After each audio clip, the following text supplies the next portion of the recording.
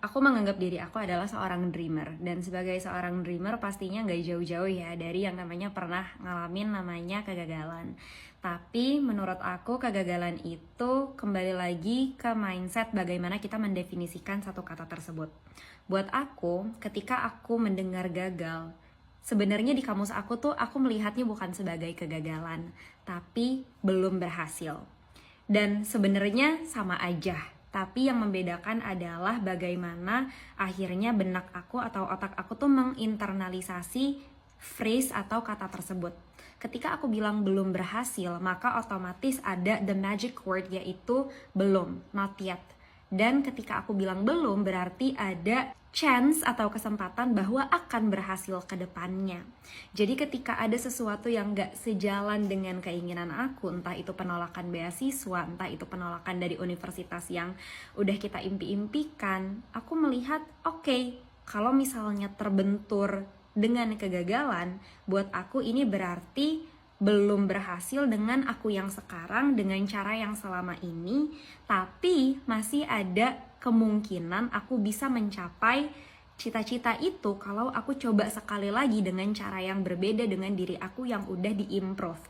Yang bisa dilakukan, yang bisa dimaksimalkan buat aku adalah 3 hal: akademik, organisasi, dan lomba.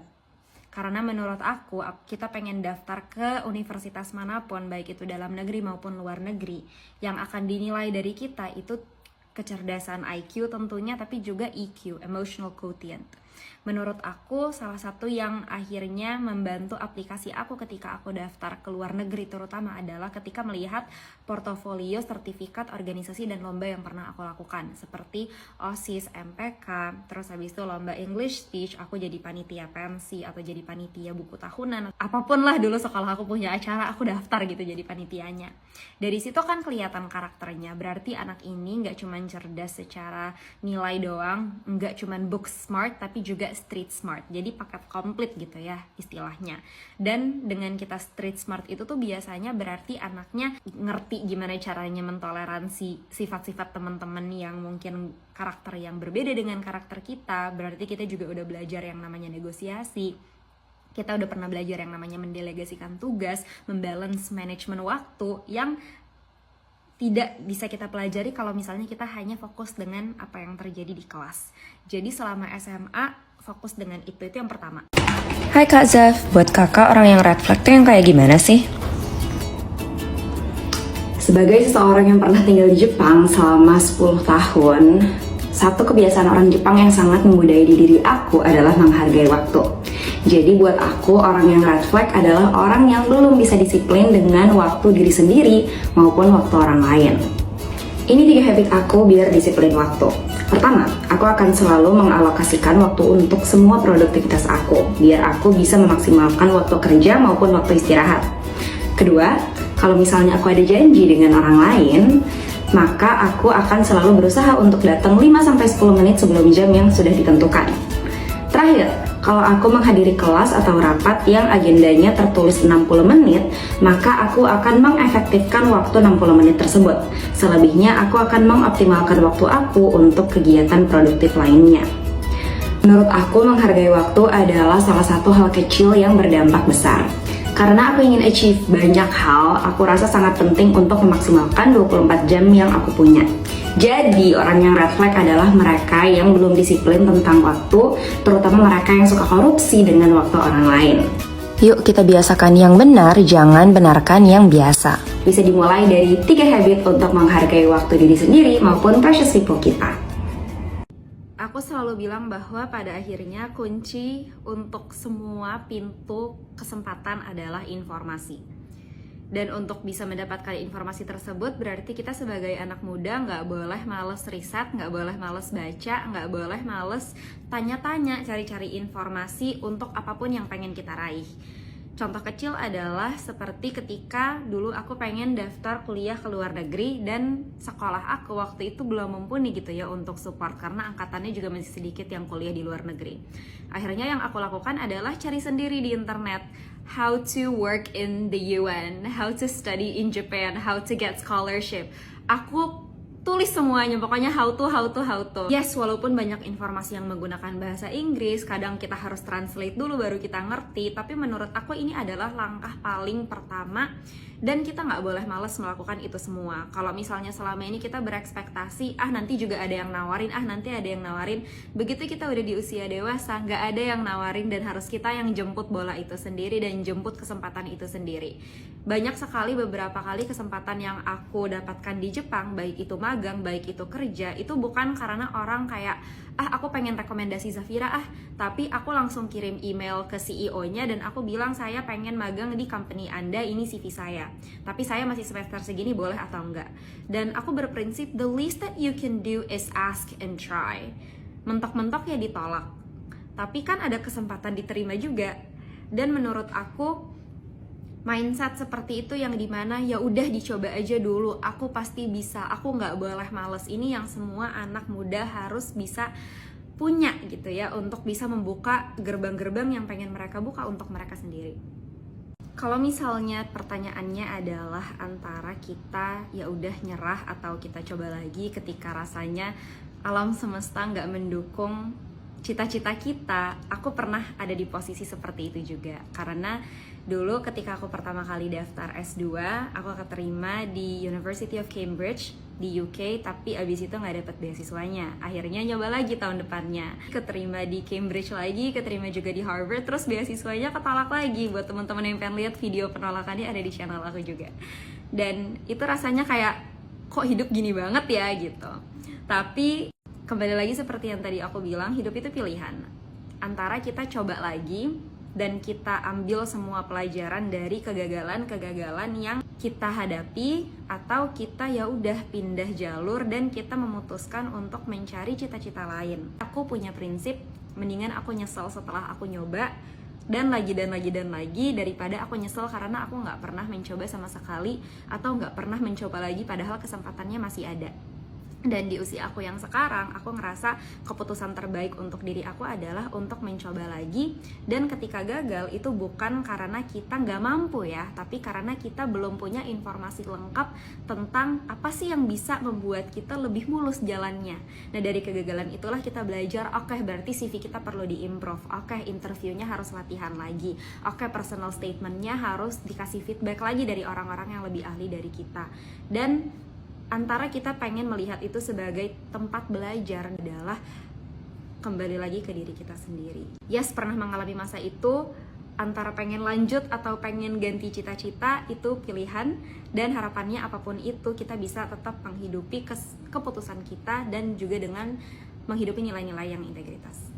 Apakah sebagai lulusan PTS bisa bersaing dengan PTN gitu kali ya pertanyaannya untuk daftar kuliah ke luar negeri? Jawaban aku sederhananya adalah bisa. Karena pendaftaran untuk kuliah ke luar negeri itu seleksinya sangat komprehensif. Jadi bukan cuman tes course aja, tapi kita juga bakal dilihat esainya, bakal dilihat juga rekomendasi dari dosen atau atasan kita, bakal dilihat dari portofolio yang udah kita kumpulin dari lama. Dan all of that together creates a holistic and comprehensive story of who you are. Jadi it's less about where you're from, but more about how you tell your story dan gimana kita bisa menyampaikan alasan aku untuk memilih daftar di PTS tersebut adalah karena kesempatan-kesempatan yang ditawarkan yang tidak ditawarkan di PTN. Jadi it's all about how you justify why you've been doing what you're doing, dan apakah yang selama ini kita lakukan itu akan berkesinambungan dengan cita-cita kita di masa depan. Selama kita bisa menulis cerita itu dan ceritanya nyambung dari satu poin ke poin lainnya and all of the dots connect, maka disitulah menurut aku kita punya as much or bahkan even more kesempatan untuk bersaing dan untuk bisa keterima di universitas impian kita. Oke, jadi pertanyaannya adalah gimana caranya kita bisa melatih budaya on time atau menghargai waktu di lingkungan kita yang belum bisa menghargai atau belum bisa membiasakan budaya seperti itu. Ini kembali lagi ke mindset being the architect of your environment. Oke, mungkin kita posisinya bukan atasan, tapi sebagai anggota dari organisasi tersebut, aku percaya kita punya hak yang sama untuk berpendapat dan bersuara dan menyampaikan kritik konstruktif. Jadi bukan keluh kesah atau komplain ya, tapi kritik konstruktif yang harapannya membawa solusi. Kalau aku ada di posisi tersebut, pertama dari sebelum rapat dulu aku tanya, oke, kita rapat jam berapa? Agenda rapatnya apa? Durasinya berapa lama? Terus kalau misalnya ternyata belum semua datang di jam yang ditentukan, kita bakal ngasih dispensasi berapa menit. Ini adalah hal-hal yang bakal aku tanya, misalnya ke ketuanya atau ke sekretarisnya atau siapapun yang bertanggung jawab, supaya mereka bisa menjawab itu dan berkomitmen dengan jawaban tersebut. Terus let's say ternyata tetap tidak ditepati, terus kita datang di hari H, udah ready gitu ya jam 8.50, karena kalau rapat mulai jam 9 kita mikirnya dari sebelum jam 9 kita udah harus hadir. Ya udah, menurut aku yang bisa kita lakukan tahap selanjutnya dan yang akan aku lakukan adalah aku bilang, oke, gue udah datang, tapi kayaknya belum pada ngumpul nih, gue tetap waktunya cuma ada 60 menit. Kalau misalnya ternyata nggak bisa beres, ya udah gue mau nggak mau harus izin duluan karena gue ada agenda lain, misalnya kayak gitu. Nanti gue pakai notulensi aja. Dan itu menurut aku adalah sesuatu yang bisa kita coba jalankan dengan ngobrol aja dengan anggota teman kita. Kayak, gue jujur nih selama ini agak terganggu dengan kita nggak bisa mulai rapat on time. Nah, sebenarnya kendalanya di mana ya? Apakah karena emang ada kesibukan? Kalau misalnya ada kesibukan, ya kalau gitu ya kita bikin siangan lagi aja rapatnya. Tapi kalau misalnya karena masalah nggak bisa on time dan lain sebagainya, gimana kalau kita implementasi goals bersama? Pokoknya telat tiap 5 menit harus masukin uang ke kas 5.000 misalnya kayak gitu. Atau gimana caranya kalau misalnya telat, ya udah kita mulai dan semua yang masih on the way itu harus join via call atau via Zoom. Jadi nggak ketinggalan dan lain sebagainya. Jadi kita coba offer solusi-solusi tersebut sampai pelan-pelan bisa membudaya. Satu yang aku lakukan di organisasi aku di Tahu Lebih adalah aku percaya sebagai founder, aku adalah leader. Dan sebagai leader, tugas aku adalah bukan meminta tapi mencontohkan. Jadi ketika aku bilang kita rapat jam 10, yang aku lakukan adalah aku buka Zoom room dari jam 9.45, ya udah aku yang nungguin teman-teman, jam 10 teng kita mulai siapapun yang datang, terus abis itu yang nggak datang, ya udah itu aku tandain, terus aku evaluasi aja secara pribadi. How do I balance my spiritual goals and also my life goals? Personally, I don't see them as two separate things. Personally, I see that if I do everything in life for my ultimate goal, which is God, then everything that I do is spiritually beneficial and valuable for other people in my life. Jadi ketika aku misalnya pengen banget kuliah, tujuan kuliahnya adalah supaya aku bisa bermanfaat kepada orang lain. Aku merasa itu adalah kewajiban aku sebagai seorang muslim, yaitu untuk bisa berkontribusi dan bermanfaat untuk orang lain di sekitar aku. Maka aku percaya bahwa karena tujuannya ibadah, maka semua yang aku lakukan, dari aku daftar, aku berangkat, aku hadir di kelas, aku aktif berpartisipasi, ketika lagi diskusi, itu semua udah dinilai ibadah. Itu yang aku percaya. Gagal karena takdir atau gagal karena kita nggak mampu, kayaknya kita nggak akan 100% tahu gitu. Karena again, there is a bigger wisdom yang menurut aku nggak akan pernah bisa 100% paham gitu. Tapi yang menurut aku bisa kita coba lakukan adalah ketika kita gagal sekali, terus abis itu kita tetap pengen mengejar hal tersebut, maka hal selanjutnya yang bisa kita lakukan adalah kita cari poin-poin mana yang perlu kita improve, terus kita lakukan improvement tersebut. Misalnya contoh bahasa Inggrisnya kita tingkatin lagi, atau CV-nya kita rombak lagi, kita tambah pengalaman lagi. Yang dulu CV-nya lebih banyak organisasi, sekarang banyak CV magangnya, internnya, fellowship-nya. Itu satu aspek yang bisa kita coba lakukan.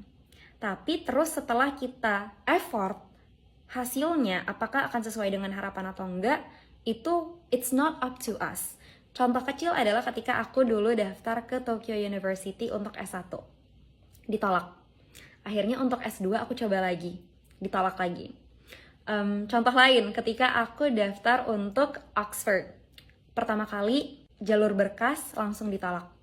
Kedua kalinya berkas aku keterima, terus aku interview. Setelah interview, ditolak lagi. Di situ menurut aku, maka kita udah melakukan yang terbaik. Dan mungkin kalau aku coba yang ketiga, mungkin saat itu aku bisa goal. Atau yang keempat, yang kelima, yang keenam, kita nggak akan tahu.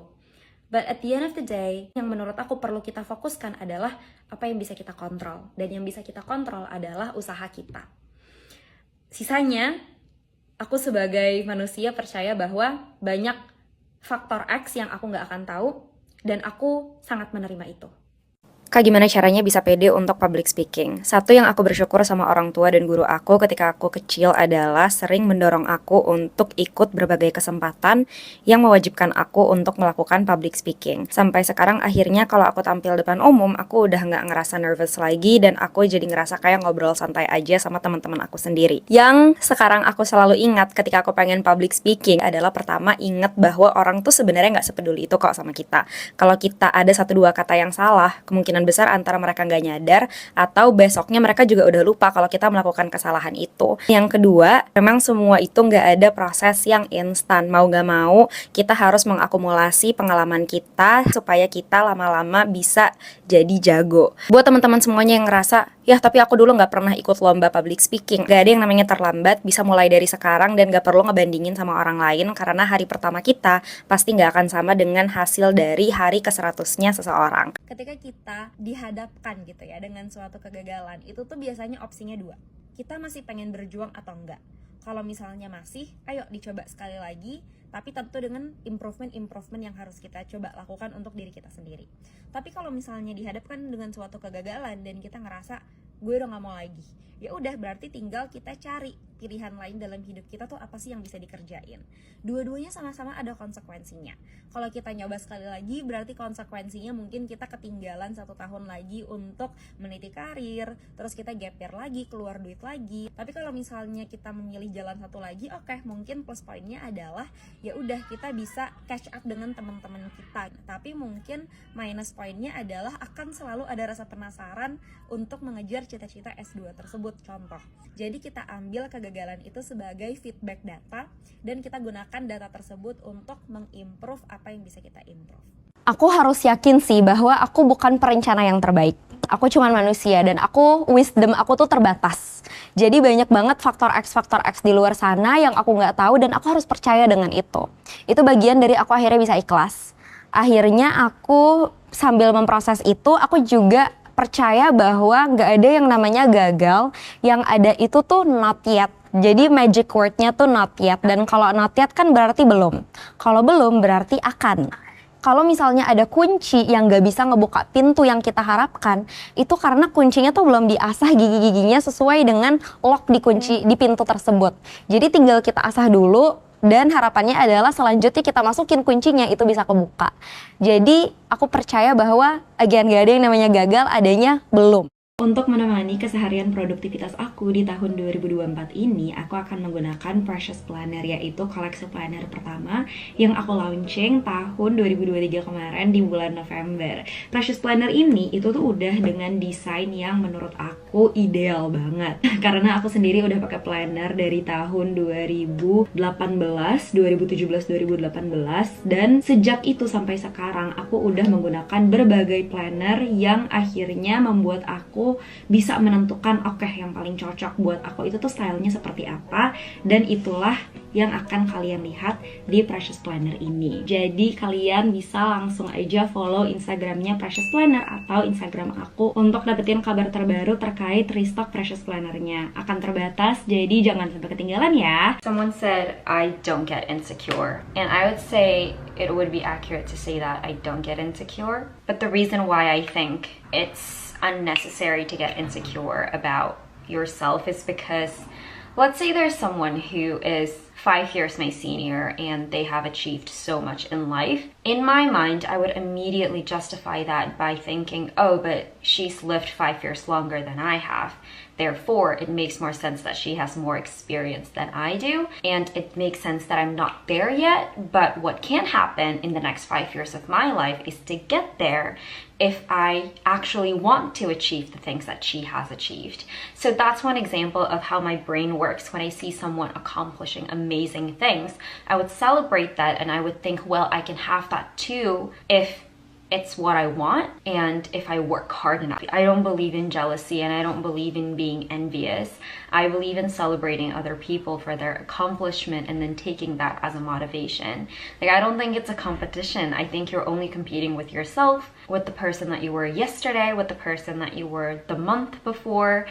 I don't think it's healthy to feel these negative feelings. I'm the type of person who want to live as positively as I can, and having these insecurities eating at me, I think, is the last thing I want in the future as I navigate adulthood. Do you think you have it all figured out? No, and I used to think that I am on a time limit. I used to think, oh, I'm already 23, I have to do this and this and this, but when I take a step back and look at all the founders that exist in the world, all the amazing people, they don't have life figured out at 23. Being 23 means you have so much more ahead of you, and it's time for you to learn from your mistakes. It's not time for you to do something perfect. You know, use your youth to explore as many things as possible, to say yes to as many offers and opportunities as possible. That's how you know what you're gonna like and what you're not gonna like, and what you want to invest your time in, and maybe even energy and money for the future. So, no, I don't have life figured out. I probably won't have life figured out for the next 10 years, but that's the beauty of it. And I think that's the most fun way that you can spend your youth. Do you have anything to say to those who feel like they don't have that support? I think you're really brave, and I think you're really strong, and I admire you so much for being able to do what you're doing despite all the barriers and the hurdles and the challenges that you are facing in life. I hope life will settle down and work out for you eventually, and I hope that really, really soon you'll have time to finally focus on yourself. But even if that's not the case, what you're doing right now is really amazing and brave, and I admire you for it. And there is a learning lesson to everything that we do.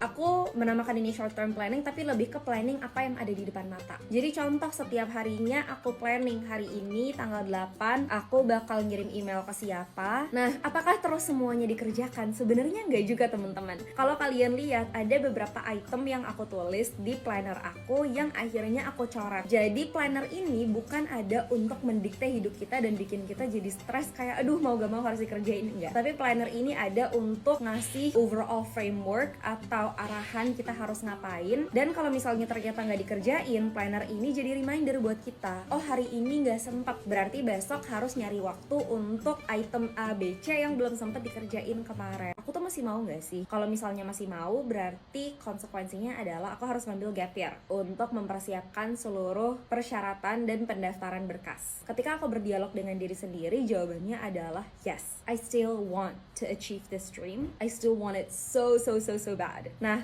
kalau misalnya tetap iya, berarti pertanyaannya adalah what will you do differently this time? Kalau misalnya kita udah nyoba buka pintu nih, terus kita punya kencengan kunci. Kalau misalnya satu kunci kita masukin terus nggak kebuka, biasanya apa yang kita lakukan? Nyoba kunci lain, terus habis itu kita masukin terus kita cobakan. Nah, ketika kita mencoba lagi seperti contoh-contoh tadi, berarti kan ada sesuatu yang berbeda yang kita lakukan. Maka cara yang berbeda ini bisa di berbagai variable yang baik kita tahu maupun enggak. Nah, ini adalah hal-hal berbeda yang bisa kita evaluasi ke diri sendiri, udah maksimal atau belum sih. Dan kalau misalnya ternyata kita sadar, oh iya ya ternyata masih bisa loh aspek-aspek lain itu dioptimalin lagi, maka itulah yang kita fokuskan selama 1 tahun ke depan.